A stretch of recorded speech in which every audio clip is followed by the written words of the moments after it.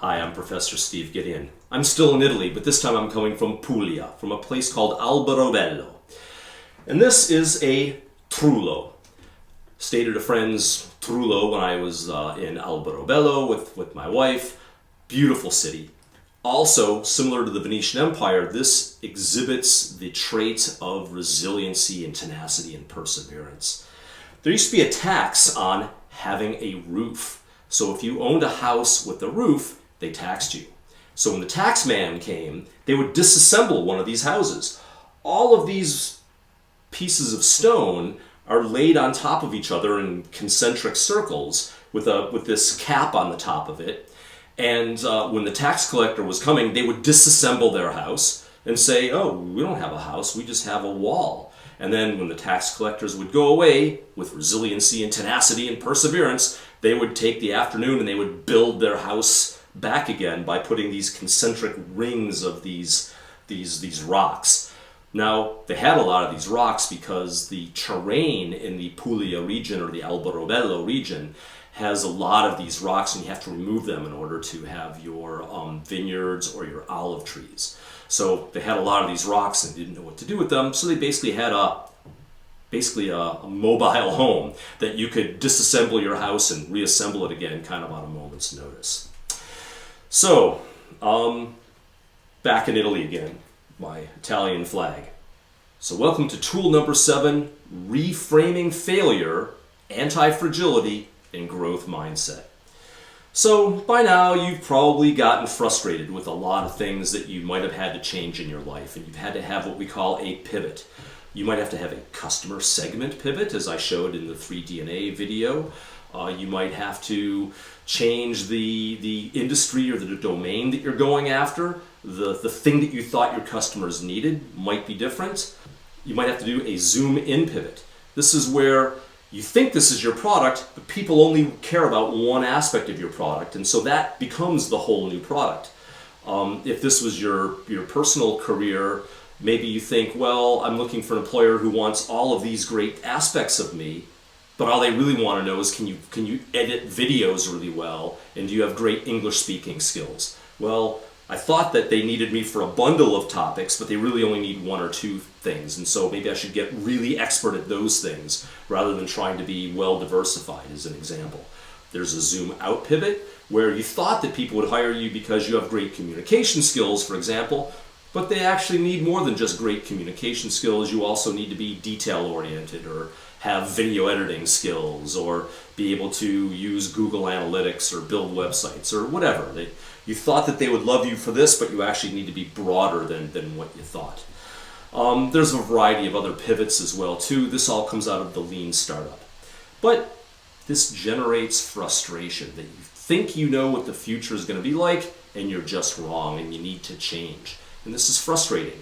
And sometimes people think of this as a failure. So this tool is all about how to reframe what you thought of as failure, to say it wasn't a failure, I was just learning things. So don't focus on the goal. This is the planning-based mindset. Focus on the learning, focus on the search. And that's, you don't necessarily have a fixed goal in mind, and so how could you fail? You're still searching. I might not have gotten an animal yet when I'm hunting, but I'm still in the process of hunting. So I haven't failed yet. As long as I haven't given up, I haven't failed. They say it's the journey, not the destination. So again, don't focus so much on I want some kind of outcome. Focus more on enjoying the journey, enjoying the ride, enjoying the search, enjoying the hunt. Remember, you're just experimenting and testing and learning. How can you fail when you're just doing experimentation? It's kind of like saying, well, I want to prove that light rocks fall slower than heavy rocks. And you think, well, this is reality, that if I drop 2 rocks, the heavy one will obviously fall faster. And so you go to the top of the Leaning Tower of Pisa, you run your experiment, but no matter how many times you try it, the 2 rocks fall at the same rate. And you could beat yourself up and say, I've failed, I'm wrong. But you're not wrong. You're just discovering the laws of reality, that when you drop a light rock and a heavy rock at the same time, they fall at exactly the same rate. This is called the gravitational constant. F equals ma. If the light rocks fell slower, we wouldn't have gravity. So it's important not to feel that a failed experiment is a failure. What it means is you've just discovered something that doesn't work. And remember the quote from Edison that I gave in the module on this topic. So don't let your ego get bound up in your tests. And again, remember this, don't let your ego get bound up in trying to prove something that just can't work or won't work. That sometimes you have to realize, oh, my goal is impossible, I'm going to pivot. Or I thought I was going to love this, I don't love it. Pivot. It's okay. So remember, our goal is to create anti-fragile people. Fragility is about a little bit of pressure and you break. Toughness is a little bit of pressure and it bends. Anti-fragility means I fight back. That people grow when exposed to volatility, randomness, disorder, and stressors. Anti-fragile people love adventure. They love risk and they love the uncertainty. Adversity is an opportunity to grow. It makes us stronger. Again, as Conan the Barbarian says, that which doesn't kill you makes you stronger. So embrace the adversity and use it to grow. This is an important point around the growth mindset, which is a revolutionary new understanding in the way that what makes people tick. So what's going on here? When confronted with a difficult challenge, some people just give up quickly, whereas other people try harder and they enjoy the challenge. People seem to come in two very different flavors. Some people quit quickly, other people enjoy the challenge and keep working at it. Some students, when you give them a poor grade, they quit and they get worse. Other students, when you give them a bad grade, they buckle down and they work hard and they fight harder and they learn a lot and they grow and they become a lot better. That's interesting. Some people quit and some people fight harder. So what's going on here? This happens at a very early age. For example, if you offer 4-year-olds a chance to redo an easy jigsaw puzzle or try a harder one, some children like to do the same puzzle over and over and over again. It makes them feel good. It makes them feel competent. It makes them feel smart. They like doing the same thing over and over again because it makes them feel good. Other children say, why would I want to do the same jigsaw puzzle over again? That's no fun. I've already done it once. I want a harder challenge. So this growth versus fixed mindset sometimes happens at quite an early age. So we know there's no substitute for hard work, as Thomas Edison said. We know this, but some people just don't put in the hard work. Revolutionary work took place by Professor Carol Dweck, who wrote a book called Mindset, The New Psychology of Success. And she talks about the difference between fixed mindset and growth mindset. She found that research demonstrates that the single primary determinant of effort, learning, work, and success is whether somebody has a fixed mindset or a growth mindset. So if you have a fixed mindset, it means you think your qualities are carved in stone. A person is born with a certain IQ, and they'll have that IQ for the rest of their life. Someone is born being gregarious and outgoing, or they're just not. Some people are born good at math, some people just aren't. Some people are born shy, some people just aren't. Some people are born good at things, some people just aren't. And well, we are what we are. That's a fixed mindset. They say you only have a certain amount of character or personality, and so each test of your intelligence is kind of like something to be avoided. That, I'm unconfident in my ability to overcome challenges, so this test is like, am I going to succeed or fail? Am I going to look dumb or smart? Am I going to feel like a winner or a loser? And so they avoid these challenges because they don't want to look dumb. They don't want to look like a failure. And so fixed mindset people are afraid of challenges and they avoid them. Growth mindset people feel that your basic qualities are cultivated through effort. No one's born being good at math. You have to learn it. The fact that it's hard means that once you've learned it, you've got a skill that other people don't have, and that you're not born knowing math. You have to learn math through your effort. Anyone can change or grow. You're not born with a certain IQ. You become smarter through practice. You can do better on a test by practicing, by studying. And that a person's true potential is not only unknown, but it's unknowable. And rather than looking at a test and saying, is this going to make me look good or make me look bad? They look at a test and they say, will I learn from this? Here's a great cartoon by Calvin and Hobbes, where he's looking at the girl and saying, are you doing homework? And she says, well, I wasn't sure that I understood this chapter, so I reviewed my notes from the last chapter, and now I'm reading this. And he looks at her and says, you do all that work? She says, well, yeah, and now I understand it. He turns around and says, ha, I used to think you were smart, but now that I see you have to work to get a good grade, you're not smart. All you do is work. This really shows the fixed mindset versus the growth mindset. He thinks that work makes you less. She thinks that work is what makes you smart.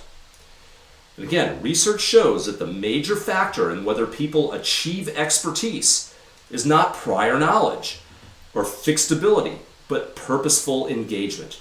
Practice, practice, practice. Again, no one's born being a great guitarist. You have to grow your calluses. You have to practice, practice, practice.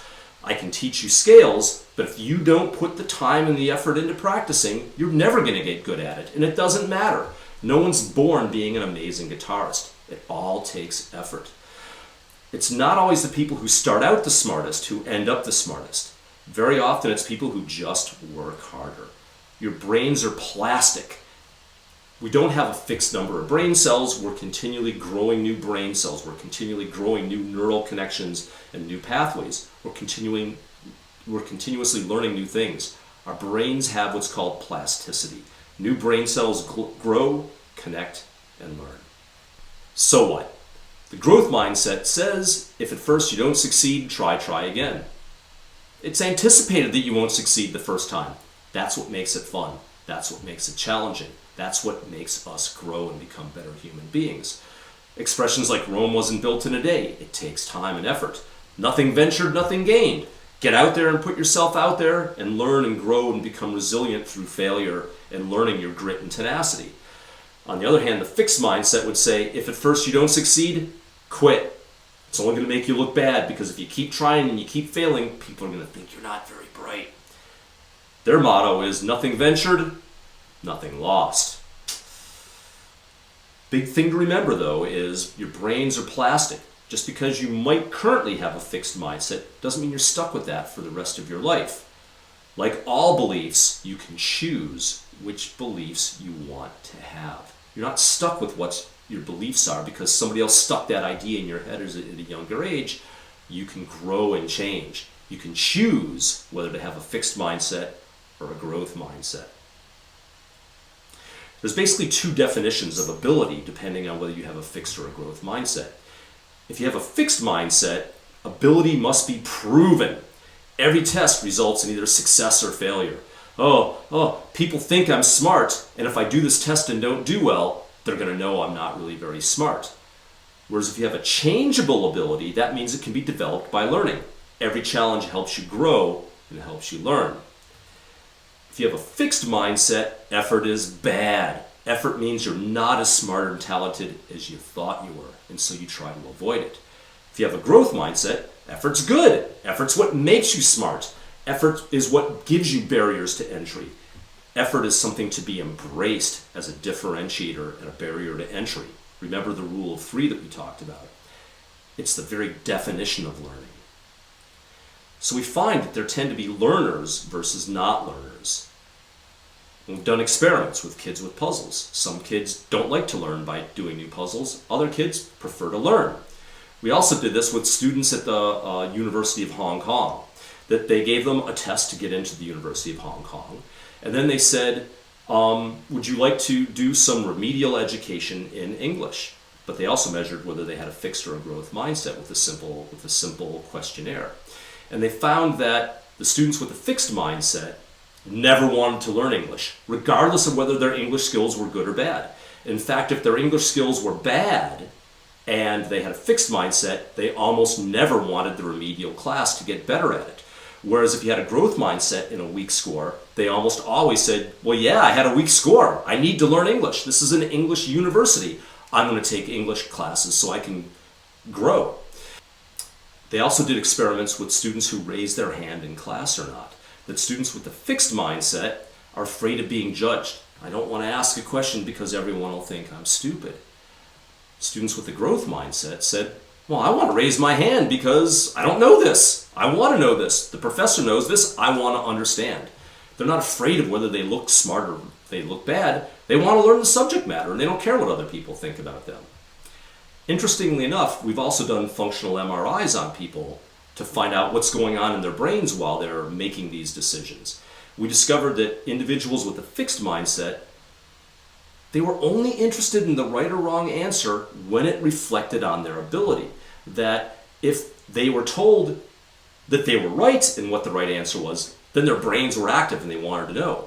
But if they were told they had the wrong answer, their brain just shut down. They weren't even interested in knowing what the right answer was. They didn't want to learn the right answer.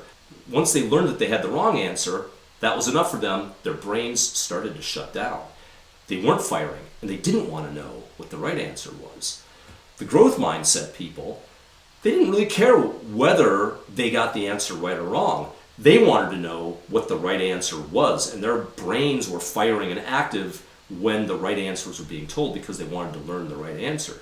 And that's interesting that these beliefs in fixed versus growth affect what you pay attention to and kind of how the brain reacts to these external stimulus. So today's lesson is all about resilience, grit, tenacity, and anti-fragility. The ability to take on stretch goals, difficult goals, and the ability to overcome obstacles. We love hearing stories about sports heroes or people who overcome tragedy and disease or crippling injury, or these rags to riches story, but these all depend on the growth mindset. And again, you can foster a growth mindset. The fixed mindset thrives on safety. If things are challenging or they don't feel smart or talented, they just lose interest and quit paying attention. They expect their ability to magically show up all on its own before they've even tried to do any learning. If they start well, they enjoy it and they continue. But if they start off bad, they say, oh, I'm bad at math, or I'm bad at this, or I'm bad at business, or I'm bad at English, or I'm bad at it. And that gives them an excuse to not learn it. That one score, one test, can define them for the rest of their life. One class in math that they did bad at, and they're like, oh, well, I'm bad at math for the rest of my life. What a burden to go through for the rest of your life. I'm bad at math, rather than I haven't learned math yet, and I choose to learn math versus I choose not to learn math. That's empowering. That I could learn math if I wanted, as opposed to I've got this flaw in my character that's baked in and fixed, that's a part of me and I'll never be any good at it. And that's, oh well, that's who I am. Oh well, love me the way I am. I have a fixed mindset. Interestingly, when the going gets tough, the fixed mindset students with a low grade study less. If they get a bad grade, they don't buckle down and study more, they actually study less. And they cheat more, way more. They also blame other people for their failures. They blame it on the textbook or the professor or the test.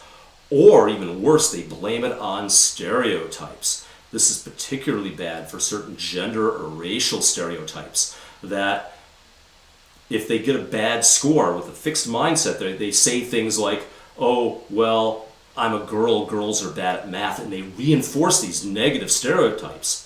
It's bad enough that some jerk put a bad stereotype into their head, but the fixed mindset allows them to reinforce these negative stereotypes rather than saying, hey, I don't care if I'm male or a female, I can learn whatever the heck I want to learn, and girls aren't better or worse than anything. So don't hand your stereotype on me. I refuse to be burdened by your stereotype. I have a growth mindset. Interestingly, fixed versus growth mindset has nothing to do with what your race or gender is, but if you have a fixed mindset, it tends to reinforce these racial and gender stereotypes, whereas people with a growth mindset, these stereotypes don't exist for them because it's all based on what have I learned. When a growth mindset student gets a bad grade, they buckle down and bust their butt to try to learn more. This is shown in this graph here, that the effect of grades on both types. That if you get a good grade and you have a growth mindset, you get better. You also get better if you have a fixed mindset because, I got a good grade, it makes me feel better about myself. But if you have a fixed mindset and got a bad grade, boom, you stop studying, you stop working hard, you you start blaming other people or you reinforce various stereotypes, performance dramatically goes down. If you have a growth mindset and get a bad grade, they get better. And very often, the people with growth mindset over time get a better grade in the long run. So it doesn't matter whether you start out being smart or not, or knowing something or not, or having a good natural aptitude at things or not. It's all about whether you have a growth or a fixed mindset. This is true of depression as well too, that when students with a fixed mindset have depression, they let things slide, they take fewer actions to deal with their problems, and they try to surround themselves and look to other people that are worse off. Misery loves company, and they surround themselves with other people that are miserable. Students with a growth mindset who get depressed buckle down and bounce back much more quickly. They take proactive action to get help. They seek therapy. They seek medication. They seek the support systems available at their university, and they don't surround themselves with other people that are unhappy. They find ways to find a support network to help them out. So if you have a fixed mindset, you look at work as a burden. I hate this. I don't want to do this. I don't like to work. I don't like to study. I don't like things that I'm not good at. Fixed view of effort is that effort can reduce you. You only need to work hard if you're not amazing at something. And even more, they have a fear of trying and failing. That they have this fear of, what if I try my best and I still fail? And this is two big reasons that needing to work casts a shadow on their ability, but it also robs them of their excuses. Growth effort, your effort is what causes your amazingness. The effort itself is enjoyable, it's value-oriented, and learning requires hard work, and they enjoy it. As Thomas Fuller said, all things are difficult before they become easy. As Nelson Mandela said, don't judge me by my successes. Judge me by how many times I fell down and I got back up again. We all want resiliency. We all want grit. But nobody likes to fall down and get back up again. Nobody likes to suffer. But sometimes it's this hard work and suffering that gives us these skills and this grit and this tenacity. Here's the iceberg illusion. Success is like an iceberg. It all looks easy on top. People see the top of the iceberg. What they don't see is the persistence, the failures, the sacrifices and disappointment, the discipline, hard work, and dedication. But this is what you have to put in order to get the success. Here's another example. The growth mindset embraces challenges. The fixed mindset avoids it. The growth mindset learns from feedback and criticism. The fixed mindset, they don't like to be criticized. They ignore it. Fortunately, you can change. This is a really important aspect. You can change. It's not like surgery. You can't just pull out the bad beliefs and stick in the good beliefs. You don't eliminate your old beliefs. You have to grow and strengthen new beliefs through practice, through self-talk, and through habit formation. We're going to be talking about self-talk and habit formation in some of our latter tools. But changing mindset gives you a different way to think, feel, and act. Carol Dweck, who really discovered and articulated a lot of these groundbreaking, revolutionary ideas around growth versus fixed mindset, gives the advice to picture your brain forming new connections, that you can visualize the image while you're growing and learning. So, what are you going to do next? Are you going to say, if it doesn't challenge me, it won't change you? Are you going to say, my flaws are just a to-do list of things to improve? Well, that's what the assignment is. Track and document your failures. Proactively look for your failures and write them down. But then categorize them. Put them into one of three buckets. Was it just a simple mistake? I know better. This was just a mistake. I don't have to change. I just blew it once. I just screwed up. There's really no change necessary. I just recognize it and say, I made a mistake. Try not to make mistakes again. Is it a weakness? Is it something inherent to you? In which case, do you need to change that weakness or maybe just avoid that weakness? Just say, I really do have that weakness and I'm just going to try not to do that stuff anymore. Or the third category, this is a growth opportunity. I made this mistake and here's something that I can do to learn and grow and change through effort. And finally, try to identify some insights for growth. So, as you go through your journey, document what didn't work for you, put it into one of these 3 buckets, and then say, what am I going to do to change differently, and how am I going to instill better habits? For entrepreneurship to be taught, it has to be unleashed. Go get them. Remember, crank it up to 11.